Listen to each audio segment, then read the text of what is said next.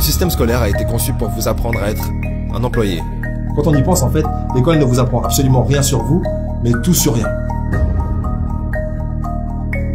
Il a dit au moment où je te paye, tu penses comme un employé.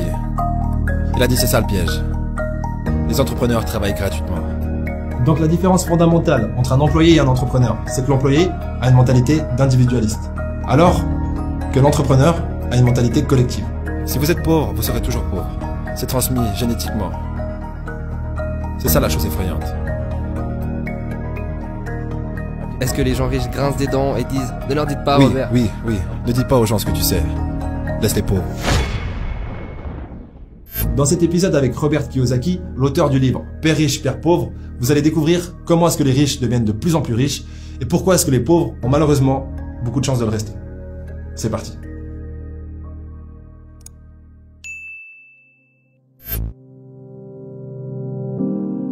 Donc j'étais à Hawaï, j'avais 9 ans. Mon père était directeur pédagogique, vous savez, avec un doctorat. Un homme très intelligent, un mec bien. Et pour une certaine raison, nous avons déménagé de l'autre côté de la ville. Et j'ai été dans une école avec des enfants riches. Quand soudainement, j'ai réalisé que j'étais pauvre parce que c'est relatif. Vous savez, comme Einstein l'a dit, tout est relatif. Et donc je me souviens lever la main quand j'avais 9 ans, en parlant à ma professeure de CM1. J'ai dit, quand est-ce qu'on va apprendre des choses sur l'argent? Et elle a dit, on n'enseigne pas l'argent à l'école. J'ai dit, pourquoi pas? Et elle ne pouvait pas me répondre. Elle est devenue très frustrée. Elle a dit, assieds-toi, prends ta place. Parce que le système scolaire ne vous apprendra jamais rien à propos de l'argent. Le système scolaire a été conçu pour vous apprendre à être un employé. Ce qui est important, ou un docteur, ou un avocat, un spécialiste. Mais jamais des choses au sujet de l'argent. Et ensuite, je suis devenu curieux. J'ai dit, pourquoi est-ce qu'on n'apprend rien sur l'argent? Elle a dit, va demander à ton père, c'est mon patron. Mon père était le directeur pédagogique. Je rentre à la maison et je lui demande, donc pourquoi est-ce qu'on n'apprend rien sur l'argent à l'école? Et il m'a regardé et il m'a dit, parce que le gouvernement ne nous laisse pas enseigner cette matière. Le gouvernement nous dit ce que nous pouvons enseigner et ce que nous ne pouvons pas enseigner. Si tu veux apprendre des choses sur l'argent, pourquoi est-ce que tu ne vas pas demander au père de ton meilleur ami des choses à ce sujet? Parce que le père de Mike est un entrepreneur. Et j'ai dit, qu'est-ce que tu es toi? Il a dit, je suis un employé. Je suis un employé du gouvernement. Il a dit, la différence c'est qu'un entrepreneur doit connaître l'argent. Ou alors il n'est plus entrepreneur.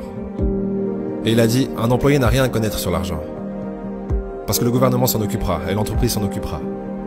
Donc, ça a été la fin de mes années d'école parce que je comprenais ce qu'est un faux professeur. Un faux professeur est quelqu'un qui veut juste un travail. Et ils enseigneraient n'importe quoi. Vous savez, ils enseigneraient comment cirer des chaussures si vous les payez plus. Mais ils ne savent pas vraiment ce qu'ils enseignent. Et dans la vie, l'une des choses que je suggère aux gens, vous devez trouver un vrai professeur plutôt qu'un faux professeur. Et un faux professeur, c'est quelqu'un qui ne fait pas ce qu'il enseigne. Et un vrai professeur fait ce qu'il enseigne tous les jours. Donc mon comptable, mon avocat sont là-dedans tous les jours. Et c'est comme ça que j'ai appris. Parce que chaque jour, je résous des problèmes dans mon business. Deux choses importantes que l'école ne vous apprend pas. La première, Robert Kiyosaki vient de le dire, on vous apprend rien sur l'argent. Et le peu qu'on vous apprend en réalité, c'est des choses qui sont totalement fausses. En tout cas, qui portent à confusion. On vous dit qu'un actif, ça peut être votre maison, si vous l'avez acheté. Mais en vrai, si vous achetez une maison, vous remboursez une dette, vous payez des intérêts et vous payez des assurances. Donc tous les mois, de l'argent sort de votre poche. Et selon le concept du livre Père riche, Père pauvre, un actif, c'est quelque chose qui met de l'argent dans votre poche. Et un passif, c'est quelque chose qui prend de l'argent dans votre poche. Donc ça veut dire que si vous achetez une maison mais que vous payez des intérêts tous les mois, c'est un passif. Donc j'imagine que pour la plupart d'entre vous, votre seul, entre guillemets, actif, c'est votre salaire. Mais si on y réfléchit bien, c'est aussi un passif sur un élément très important qui est votre temps. Parce que vous pouvez gagner toujours plus d'argent, mais vous ne pouvez pas récupérer votre temps. Et lorsque vous travaillez dans un job que vous aimez pas, pour un salaire, ok, vous avez un actif, ce salaire, mais vous avez un gros passif sur votre temps. Et ça, c'est quelque chose à comprendre, je pense, parce que c'est ce qui m'a motivé personnellement à créer des assets, des actifs, à côté de mon asset qui était mon salaire. La deuxième chose que l'école ne vous apprend pas, c'est apprendre à apprendre. Quand on y pense, en fait, l'école ne vous apprend absolument rien sur vous, mais tout sur rien. Moi, c'est ce que je ressens. Parce que vous apprenez pas à gérer votre système émotionnel, vous apprenez pas à mémoriser, vous apprenez absolument pas à utiliser votre propre système d'exploitation, ce qui est votre corps, votre cerveau. Et du coup, c'est assez aberrant. Comment est-ce qu'on pourrait faire un bon travail en tant qu'individu si on se connaît pas? Et du coup, l'école devra répondre à cette question. Mais malheureusement, j'ai pas encore de bonnes propositions à faire, donc on va juste continuer le débat. Donc la deuxième chose que l'école ne vous apprend pas, c'est apprendre à apprendre. Lorsque vous apprenez, en fait, vous êtes gavé d'informations théoriques, mais que vous ne passez pas à la pratique, en fait, on ne vous apprend pas à faire des choses, on vous apprend à être un théoricien. Et ça, c'est un réel problème, parce que l'école n'est pas là pour créer uniquement des profs, mais aussi des gens qui peuvent créer de nouvelles choses et résoudre des problèmes qui n'ont pas encore été résolus. Donc, une astuce, parce qu'on n'est pas là seulement pour se plaindre. Lorsque vous apprenez à faire du surf, vous lisez un livre, comment faire du surf. C'est important d'après d'aller faire du surf. Sinon, ça sert à rien. Ça, c'est logique. Mais si vous apprenez quelque chose que vous pouvez pas tout de suite pratiquer, ça arrive assez souvent. Dans ce cas-là, je vous recommande de jouer le rôle du prof. C'est-à-dire, une fois que vous avez appris quelque chose, allez l'apprendre à quelqu'un. Ce qui vous permettra d'intégrer, en fait, l'idée que vous savez ce que vous apprenez. Et du coup, vous le savez mieux. Donc j'étais ce gamin, complètement confus. Mais j'ai suivi le conseil de mon père et je suis lentement allé au bureau du père de Mike. Et finalement, avec de la persévérance, mon père riche a commencé à m'enseigner des choses sur l'argent, à une condition. Et cette condition, c'était qu'il ne me paierait jamais. Il a dit au moment où je te paye, tu penses comme un employé. Il a dit c'est ça le piège. Les entrepreneurs travaillent gratuitement. Mais vous savez, malheureusement, les pauvres, comme ça l'était dans la Bible, je ne suis pas vraiment religieux, mais les pauvres seront toujours parmi nous. Parce que ça commence là-haut. C'est dans leurs mots. Et les mots deviennent de la chair. Parce que les riches, les pauvres, la classe moyenne, la pauvreté commence par une attitude fondamentale. Mais quand ils disent « je ne peux pas me le payer » ou « je ne peux pas faire ça », ils s'enfoncent. Ils deviennent ce qu'ils disent. Les gens pauvres disent « je ne peux pas me le payer, je ne peux pas faire ça, je n'ai pas le temps ». Parce que c'est une échappatoire. C'est une échappatoire. Vous voyez ce que je veux dire? C'est plus facile de dire « je ne peux pas me le payer » ou « je suis trop fatigué, je ne peux pas aller à la salle ». Quand vous savez que vous pouvez aller à la salle. Mais non, je ne peux pas. C'est vrai. Et votre père riche disait quoi? Au lieu de « je ne peux pas me le payer ». Comment est-ce que je pourrais me le permettre? Comment je peux faire ça? Vous savez, qu'est-ce que ça demanderait? Ou pourquoi est-ce que je devrais faire ça? Il dit, une question ouvre l'esprit. Une affirmation ferme l'esprit. Donc vous voyez, quand vous dites « je ne peux pas me le permettre », votre esprit se ferme. Et vous devenez ce que vous dites. Vous savez, les gens disent « eh bien l'argent n'est pas vraiment important pour moi ». Alors, si l'argent n'est pas important pour vous, l'argent n'est pas important pour vous. Je veux dire, tu vois ce que je veux dire? Je m'en fiche de l'argent. L'argent s'en fiche de toi. Vous savez, les mots deviennent de la chair. Oh, je ne serai jamais riche. Ou le préféré, les riches sont égoïstes. Ce sont les pauvres qui sont égoïstes. Si vous y pensez, parce que pour être riche, vous devez donner quelque chose. Je dois produire des livres ou des jeux, j'achète des biens immobiliers, je fournis des logements, je crée des emplois et tout ça. C'est pour ça que je suis riche. Mais les gens égoïstes ne produisent rien. Oh non, ce sont les riches qui sont égoïstes. La pauvreté est transmise. Elle est enseignée dans les familles. Et la classe moyenne est enseignée dans les familles. Et donc, les gens là maintenant, qui sont assis à la maison, qui luttent financièrement et sont inquiets à propos de l'argent, ou juste malheureux, ils gagnent peut-être beaucoup d'argent mais sont juste malheureux de faire ce qu'ils font. Ça vous a probablement été enseigné. Vous savez, votre ego a été éduqué. Trouvez un travail, travaillez dur, ou vous ne serez jamais riche, ou les riches sont méchants, ou peu importe. Et avant que vous changiez votre état d'esprit, l'argent ne vous aidera pas. C'est juste. Et on voit ça avec les gens qui gagnent à la loterie. Les gens qui gagnent plus d'argent, ils ont toujours les mêmes problèmes. Ouais. Parce qu'ils ont cette âme d'homme pauvre. Exact. Si vous êtes pauvre, vous serez toujours pauvre. C'est vraiment difficile pour les gens de le comprendre. Oui, l'argent disparaîtra aussi vite que ça. Juste comme la plupart des athlètes professionnels, vous savez, ils gagnent des millions de dollars. Et quoi, 65% d'entre eux sont en faillite 5 ans plus tard. C'est parce qu'ils viennent de familles pauvres. Maintenant, vous leur dites ça, et elles sont très en colère contre vous. Ce n'est pas, c'est la faute des riches. Vous m'avez dépouillé. Le gouvernement m'a dépouillé. Mais malheureusement, ce que M. Lipton disait, c'est transmis génétiquement. C'est ça la chose effrayante. Comparons rapidement la différence de mentalité entre la mentalité d'un employé et d'un entrepreneur. D'ailleurs, il n'y a pas de critique ou de jugement. C'est juste des mentalités différentes. Et je trouve que c'est bien de savoir dans quel cas on se trouve pour pouvoir se déplacer ou apprécier l'endroit où on est en pleine conscience. Donc, l'employé dit que l'argent ne fait pas le bonheur, mais joue quand même à la loterie et travaille principalement pour son salaire. Et apporte en fin de compte de la valeur uniquement à son entreprise, qui elle apporte de la valeur à sa clientèle. Ce qui est quand même minime. Du coup, ça peut être récompensé par un salaire, mais ça va pas pouvoir être extraordinaire. Tandis qu'un entrepreneur, lui, pense à la création de valeur. Donc il pense d'abord aux autres, puis obtient des revenus par rapport à sa capacité concrète, et donc pas théorique, à apporter de la valeur sur le marché et à résoudre des problèmes pour ses clients. En plus de ça, lorsqu'il grandit, il offre de l'emploi.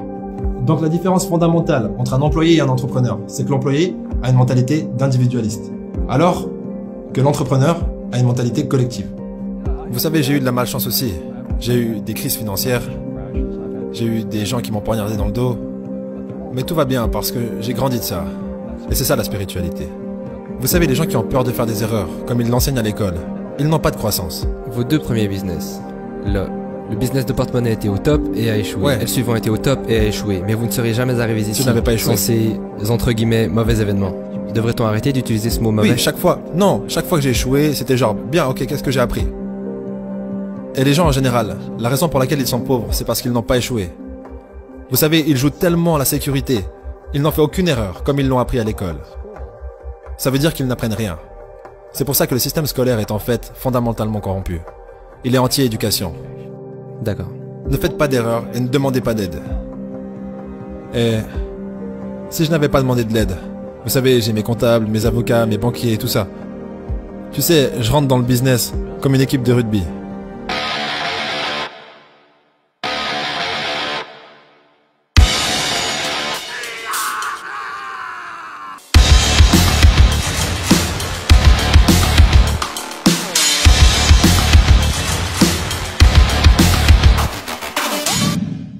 C'est boum boum.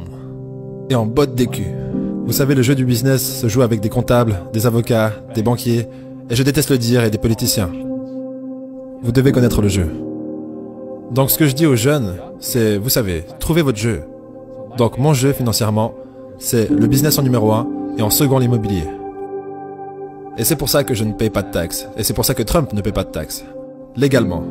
C'est une combinaison de business et d'immobilier qui nous donne un avantage injuste sur les employés. Vous savez, Einstein a dit que l'imagination est plus importante que la connaissance. Mais la connaissance renforce l'imagination. Et c'est ce dont la plupart des gens manquent. C'est de la vraie connaissance du business. Comme la comptabilité. Vous savez, comme les dettes, comme les taxes. Vous devez connaître ces choses. Mais ils ne l'enseignent pas à l'école, à personne. Donc aujourd'hui, quand les gens me demandent ce que je fais, ils me connaissent en tant que l'auteur de Père riche, Père pauvre. Je dis juste, je joue au Monopoly. Donc je possède des serres, je possède des grands hôtels, je possède des puits de pétrole, des cours de golf, des business. Je joue juste au Monopoly. C'est tout ce que je fais. Je n'ai pas besoin d'un travail. Je n'ai pas de retraite. Je n'ai pas besoin de retraite. Je ne veux pas que le gouvernement prenne soin de moi.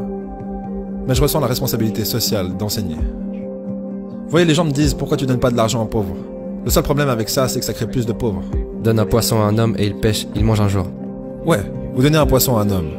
Et vous avez beaucoup de gens qui veulent plus de poissons. Mais vous leur apprenez à pêcher. Est-ce que les gens riches grincent des dents et disent « Ne leur dites pas, Robert ». Oui. Ne dis pas aux gens ce que tu sais. Laisse les pauvres. On va tout de suite voir ensemble les étapes d'employé à millionnaire, voire milliardaire. Mais avant ça, je vous propose le livre de Robert Kiyosaki, Le cadran du cash flow. Pour ceux qui n'ont pas encore lu Père riche, Père pauvre, je vous conseille d'abord Père riche, Père pauvre. Ça crée une bonne fondation pour ensuite passer au deuxième livre qui est Le cadran du cash flow. Les 2 liens sont dans la description. Si vous n'avez pas encore de compte Audible, le premier livre audio est gratuit. C'est vraiment 2 livres que j'ai lus, enfin que j'ai écoutés plutôt, et que je vous recommande pleinement. Surtout si vous voulez vous lancer sur votre quête d'indépendance financière. Du coup, comment passer d'employé à multimillionnaire en quelques mots? Là, c'est juste le schéma. Je vous invite à faire plus de recherches. D'ailleurs, on va traiter le sujet plus en détail à l'occasion. Mais en quelques mots, vous êtes employé. Numéro 1, il faut avoir le courage d'investir le peu de ressources que vous avez, donc le peu de temps que vous avez en dehors des heures du travail et votre salaire pour vous lancer dans une idée business. Il faut échouer 1, 2, 3, 4, 5, 6, 7, 10 fois pour ma part. Et lorsque vous trouvez une idée qui fonctionne, là il va falloir automatiser votre façon d'offrir le service ou le produit et de recevoir l'argent en retour. Soit vous automatisez informatiquement, soit vous déléguez à d'autres êtres humains qui peuvent faire votre travail à votre place aussi bien que vous. D'ailleurs ça c'est un challenge, peu importe. L'étape suivante, c'est de créer une autre source de revenus avec les bénéfices de la première source de revenus, pour ne pas payer d'impôts sur vos sources de revenus et sur vos bénéfices surtout en fait. Du coup, vous créez une deuxième source de revenus, une troisième source de revenus, vous investissez tous les bénéfices pour l'entreprise et lorsque vous êtes prêt à passer à l'étape suivante, vous investissez les bénéfices de vos 3 sources de revenus pour contracter des dettes. Parce que vous ne payez pas d'impôts sur les dettes. Et du coup, vous investissez dans l'immobilier. C'est plus ou moins ce qu'a fait McDonald's. Ils vendaient des burgers et ils faisaient des bénéfices. Ils réinvestissaient les bénéfices pour contracter des dettes immobilières, donc des hypothèques, dans des immeubles où ils créaient d'autres McDo. Donc dans tous les McDo où vous allez, l'immeuble appartient au McDonald's en question. Ce qui a permis justement de diminuer la quantité de charges et de taxes qu'ils auraient dû normalement payer et d'augmenter la croissance de l'entreprise McDonald's.